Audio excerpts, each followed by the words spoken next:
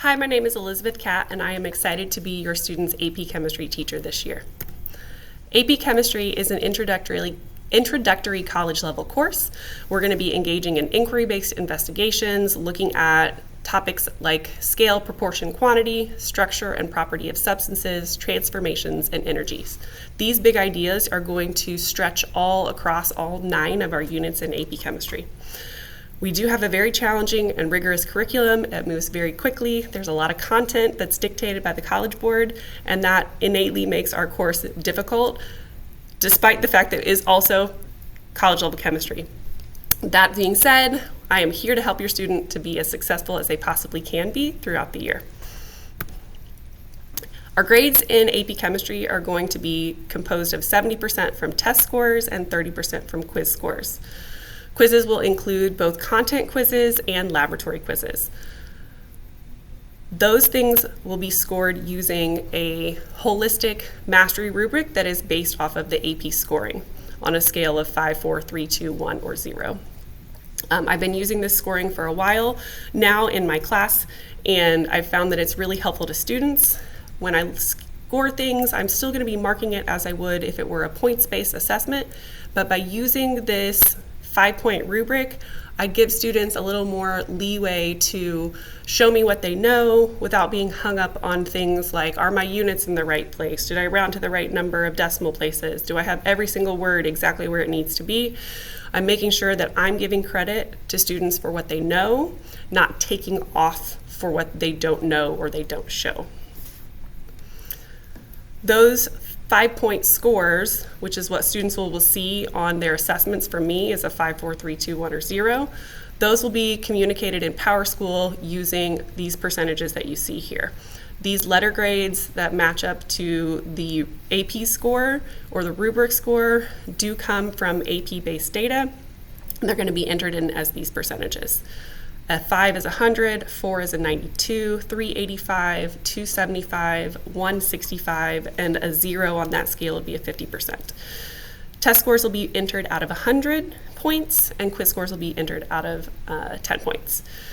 Labs, in addition to the lab quizzes, students will also hand in their lab sheets to me to make sure that those are completed and checked before we discuss those. The lab quizzes are something that we're doing that's new this year. Those will be given on our ACE period. Myself and my co-teacher are still ironing out what those are going to look like exactly. Once we have more specific information, that will be communicated to students. Canvas is going to be your one-stop shop for finding everything that we need for what's going on in class. Learning modules is going to be where all of our class materials are posted. Class resources is where students can find things like our periodic table, our formula sheet, some more specific things that we use throughout the year that they may already have or will be getting. And then there's our other little button on here is information about how you can best contact me. Here's a little screenshot of what a module might look like in Canvas. The way I have my unit module set up for students is that the first thing in the top of every module is going to be our unit agenda, followed by our objectives. After that, resources for digital links to materials. This will include always a notes packet and a practice packet, as well as any other resources that we might use. For example, in this unit, we reference some online resources and links. Those things are also going to be located in that files and resources section. Underneath that would be any other materials that students have for the course. If it's an assignment, it's going to have a date on it. It's going to have links for notes videos and answer keys. Additional review assignments will also be linked in there.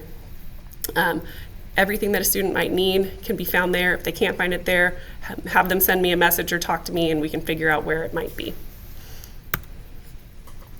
Like I already said, AP Chemistry is a challenging class, but I want to make sure that all of the students that I have are successful. Best way for them to be successful is to make sure that they're actively engaged as a learner every single day in class. When we're together in AP Chemistry, we're focusing on AP Chemistry. We're not worried about our other classes. We're not trying to do other homework or be distracted by other things. Being involved when we do group works or activities or discussions or lab is also going to be really important to be engaged in that learning process.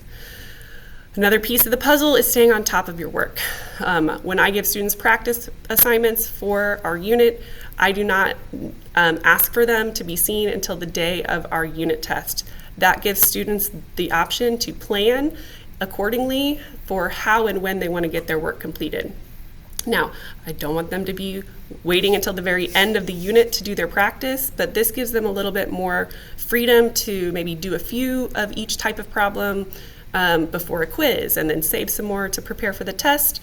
But again, staying on top of that, making sure we're not waiting until the last minute is going to be really important.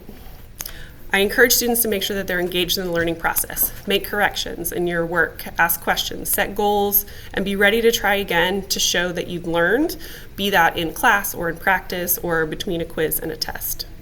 I ask that students let me know that they need help soon. Sooner rather than later is always good. I'm here to help. We have some other resources in the building like peer tutors that can also be helping. Asking questions in class and utilizing SSRT for additional help is amazing. And I found that in the last handful of years, students in AP Chemistry aren't as willing to come in and use that time, as I think that it's already built into our schedule. It's a great resource. My contact information is located here at the top of the slide. You can email me, or you can see with my phone extension. At this point, students taking AP Chemistry are usually upperclassmen, and it's really important, in my opinion, that students are learning to self-advocate and that students are the one reaching out when they have questions. Obviously, if you as a parent or a guardian have questions, please make sure that you reach out to me as well. But let's work together to try to get students to be advocates for themselves. If any phone calls need to take place, I'd like those to be scheduled 24 hours in advance. Outside of school, I'm a mom to 2 little boys, and so my time outside of the school day is to be spent with them. When I receive messages or schedule calls, I like to get those scheduled within work hours and do my best to reply within 24 hours. If it's something over the weekend, I'll get to it as soon as I can once we're back at school. I appreciate your respect of my time and my family's time while we're outside of school. Thank you so much. Students and staff, please pardon this interruption.